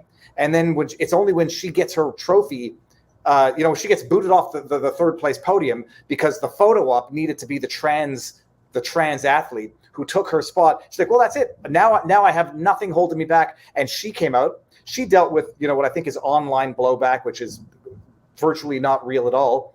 And then she found that as she did it, more people came out, and she started something of a movement of the women in women's sports saying, look, in as much as we'd love to have someone fight for us, we have no choice but to do it ourselves. And yes. I think that's what everyone has to come to the realization, that at the end of the day, nobody's going to take care of your own stuff except for yourself. And so you have to do it. And in so doing it, you might just see that the courage is contagious, and other people start coming up and saying it. And when you see 14-year-old kids coming up and saying it, the 14-year-old girl who got in trouble at her school for saying, I'm not going into a locker room with a boy. When you have Josh Alexander out of Canada taking flack, a 16-year-old kid for fighting the battle of adults, that's the inspiration. And people should feel they should feel somewhat ashamed, although understandably not everybody can risk losing their job. But like the old saying goes, they can't get all of us. And if people just start doing it, go for it. But if I can, and I'm not, this is not taking any credit away from Riley Gaines, and I think she's courageous, she's wonderful, and as you said, she started a movement. But when you say what compelled her to speak out is when she was personally affected, I don't mean to be unforgiving and a purist, but that to me is not good enough, because not everyone who needs to speak out will otherwise be personally affected by the nonsense. So if we wait until people are personally damaged by a particular idea pathogen, then we're not going to solve the problem. So instead, you need to be compelled by violations of deontological principles, right? So I could say, well, I left the Middle East. There are no ways by which Islam can affect me. I'm in Canada now. I don't need to speak out against some of the tenets that are problematic. No, I get pissed off whenever deontological principles are violated, and therefore I weigh in on things that really have no personal connection to me. So I would implore people to not wait until their child is affected or they are affected before they suddenly find their testicles and find their spines. Instead, what you should be saying is, are there fundamental principles on which Western enlightened societies are built on? And if so, do I have the courage to defend them irrespective of whether they personally affect me or not? I think that's the right way to go. Martin Luther King, injustice anywhere is a threat to justice everywhere. The poem from the Holocaust, at first they came for the trades unions or whatever it was called, but I didn't say anything because I wasn't one of them. Boom. I think the lesson from the Riley Gaines, it's true. Most people only not feel compelled, but are compelled to act when the injustice hits them. The learning lesson from Riley Gaines is it will come. It's just a matter of time. So you might as well be preemptive about it. Beautiful. I agree. All right, now we're going to end this here. Gad, you will start a locals community one of these days, but I'm going to show you the beauty of the locals community. Everybody, come on over to locals. I'll take some exclusive questions there, and I'm going to let my kid run wild because locals community knows. Go ahead. Go ahead. Oh no, I was saying that's it. So I'm going to end this here. I'm going to end it on Rumble, and we'll do 5 or 10, maybe 15 minutes. Take some questions on locals. Gad, you want to have a last word? I just want to say that I should give you credit. You have been by far one of the staunchest guys who's been trying to get me to join locals, and I hope to do it soon. In the meantime, yes, in Twitter. support of Elon Musk, being the guy who's trying to protect freedom of speech and so on, I did start a subscribers only option on Twitter for very, very little, the equivalent of a latte per month. You get exclusive content. Please consider going on my Twitter bio, signing up for a monthly subscription. It's very, very little money, and hopefully we can have fun together.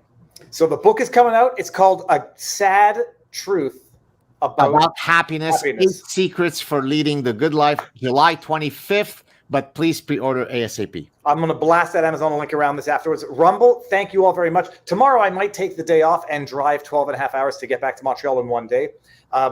We'll hang out when you come, right? Dude, 1,000%, Gad. We'll go to one of your. By the way, my daughter and wife. And my daughter, our daughter, your daughter earlier today. So everybody knows, they were together today. Yeah. Okay, everybody. I don't know if everybody knows. Our daughters are actually friends. They are. Okay, so I'm going to end it on Rumble. I'm going to go over to Locals. We're going to take some questions there. And Gad, stick around. Rumble, thank you all. See you soon. Locals, I'll see you in 30 seconds now. All right, Ethan, now you can run wild. We're still live. So make sure, that he's presentable. Can I just tape something for my exclusive folks? Oh, please, yes. Now you are, Gad, we're still live to Locals. So can I do it now or I can't do it now? Do it now. But bear in mind also, when I save this entire video, this is going to go on Rumble and YouTube as well. But go for it. Okay, now what are you going to do? This is exclusively for say hello to my subscribers. Oh, this is for your Twitter subscribers. Yes, sir. You have made a very wise decision to support Gad on Twitter. I don't think I've applied for it yet or either been approved. I have to see which one I did. Good work, people. For a cup of coffee a month, you're going to get a lot smarter and wiser. Oh my goodness! What an endorsement! Thank you so much. Cheers. Have you noticed we have the same grimace wrinkle right here? You got it right there on you. We have the exact same. I think it's the reality wrinkle. You must. I mean, I know we're both Jews, but any chance that you have some Sephardic blood in you, or you? No.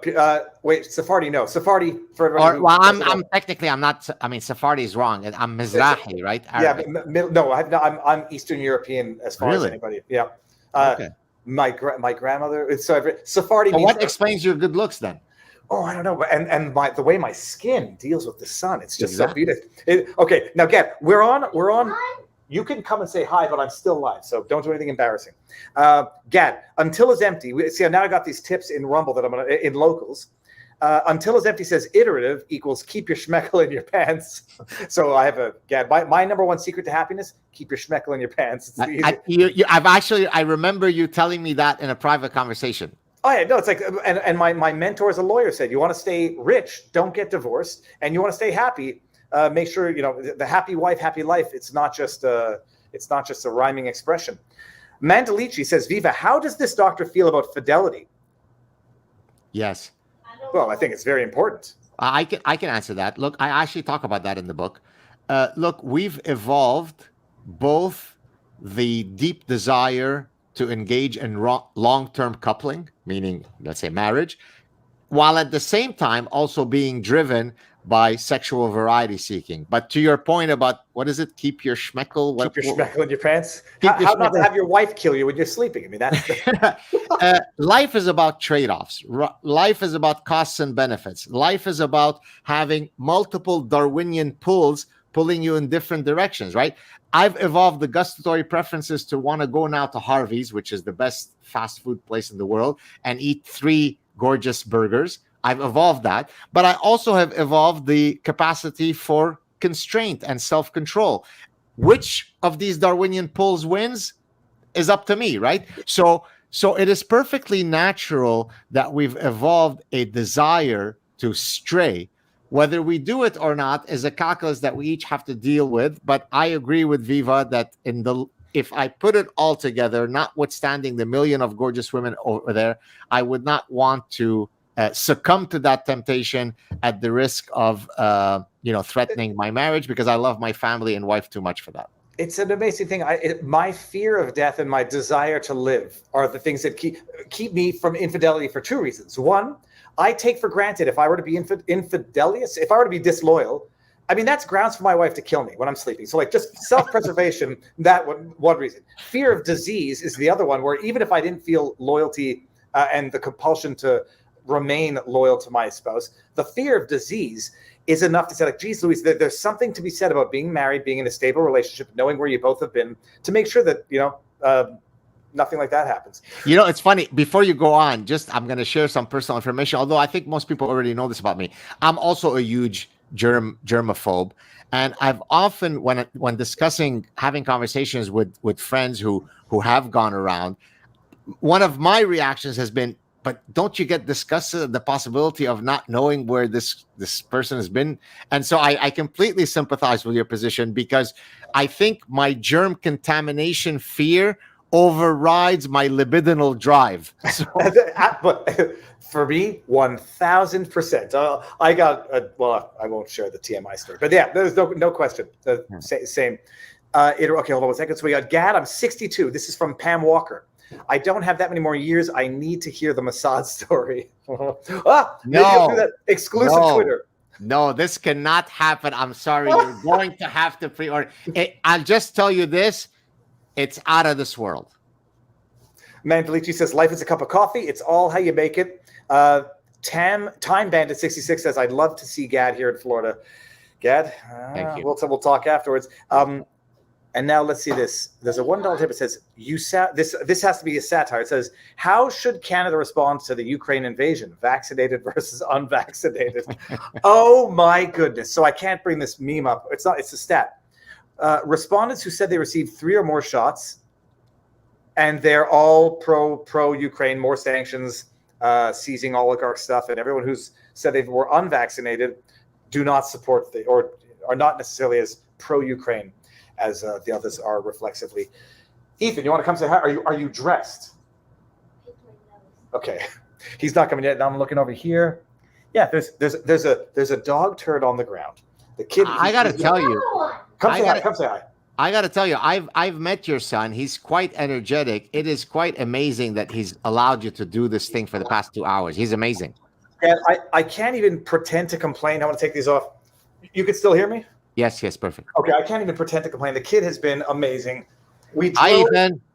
Hi. We're still live. So do you remember when we met in Florida? Yeah. Yeah. Remember? We got you got some sort of, what was it called? The stick cake at Starbucks? Was that what is it called? The cake pops. Yeah. That's right. Well, good to see you again. Oh, you okay? Okay, go get it. So yeah, no, it's amazing. Like we drove the better part of yesterday, the better part of the day, and I think tomorrow it's going to be the Blitz. How long are you staying in Montreal for? Can you say a month, about a month and a half? This is the better part of the summer. Okay, great. We'll have a chance to hang out. That's wonderful. Yeah, for sure. But I got to do some serious travel and family stuff, so it's going to be a busy summer. Got you. Are you going to keep the hair long, or is this become part of your identity? It's brand. It's not just brand. It's my spirit. I cannot. No. You're Samson. I used to be Samson, but now I've gone short. Well, the problem, I get so nervous. Like when I brush it once or twice a week, and I pull out knots and pull out hair. I was like, if I lose it, I've gotten too attached to it. No, can I tell you something? You're in your 40s, right? Yeah, 44. There is no way someone who's got hair this much hair, you're never going to go bald. I mean, it might thin out a bit, but you're never going to go bald. I wouldn't worry about that. I think I'm keeping it. Look at where he got it. He's in Spider-Man and he throws it at the kissing scene. Oh, look at that. Look at that. Gad, so let me see here. Go to the chat and just make sure that I got everything. Oh, hold on a second. Okay, so we got, oops, forgot to make that a paid question. That was from Big Daddy Tech. Hold on, what was the question? MNL Hay says, trust is important too. No schmeckling is also a trustworthy approach to a happy marriage. No question. And Jeanette Victoria says, I did stand up against gay marriage. I was kicked out of my church for hate. My infant photography business was destroyed by fake Ubesign, or maybe that's business online. Was it quiet? And a vile homosexual sued me for defamation for things I did not say. I had no help from anyone. That's where I'm struggling with.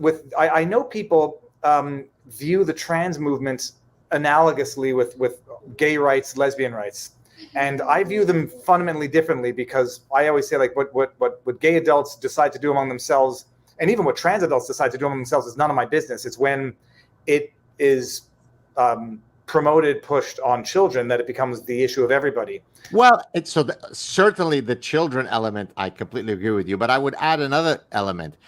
I don't need to go along your journey in order to celebrate your unique personhood. You wish to identify as non-binary or two-spirited or whatever, that's great, and please go ahead and do that, and you should live free of bigotry.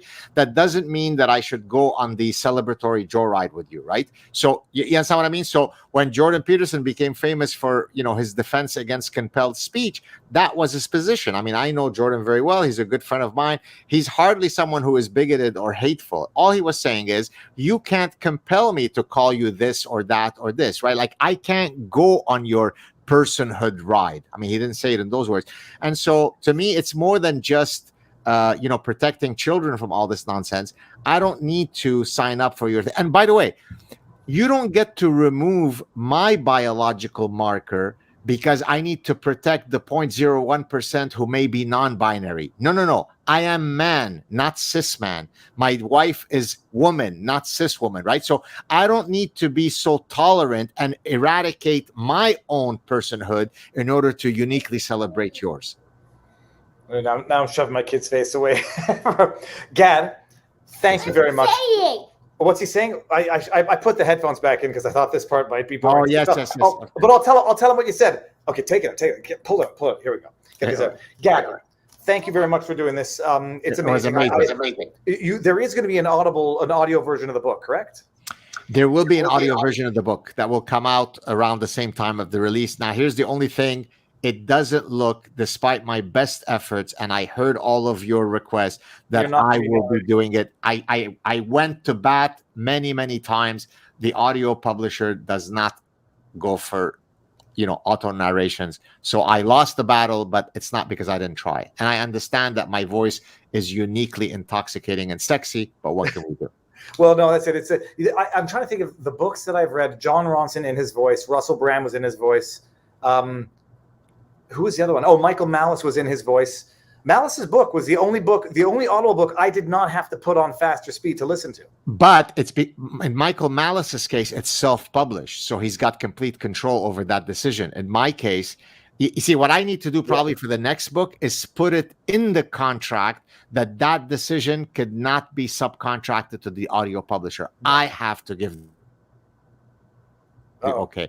I had a guest on my show. She's a British woman, Louise Perry, who has a very, very beautiful, intoxicating feminine voice. And she told me, because I asked her, you have a beautiful voice. How did you convince? She said, well, I had it in the contract that it had to be me who read it. Yeah. So I think in the future, that's what I will put in. All right, amazing. We got a couple more tips actually before we go. Denise Ann 2 says, I have never understood cheating. I agree with both of you. Absolutely. USA Net was, cheating is like lying. Once you cannot be trusted anymore, there's nothing more important in life than being trusted and having people trust you. Yeah. Mr. Saad, why doesn't Jordan know who Robert E. Barnes is? Oh, Gad, apparently someone said that one of our subs said they exchanged with Jordan Peterson, and he said he didn't know who Robert Barnes was. which made me nervous because that might have meant that he didn't know who I was because we hang out together so often, Robert and I. But he's retweeted me, Jordan, so I think he knows who I am. Introduce him to Robert Barnes because he should know who Robert. I'll do my best. All right, yeah. So we're gonna hang out when we get to Montreal. It'll be tomorrow, or the day after, and I'll text you when I get there. Please reach out, and I look forward to seeing you in person. All right, thank you. Well, and Gad, stick around. We'll say our proper goodbyes afterwards. But everyone on Locals, thank you for being here, and I will see you all sooner than later.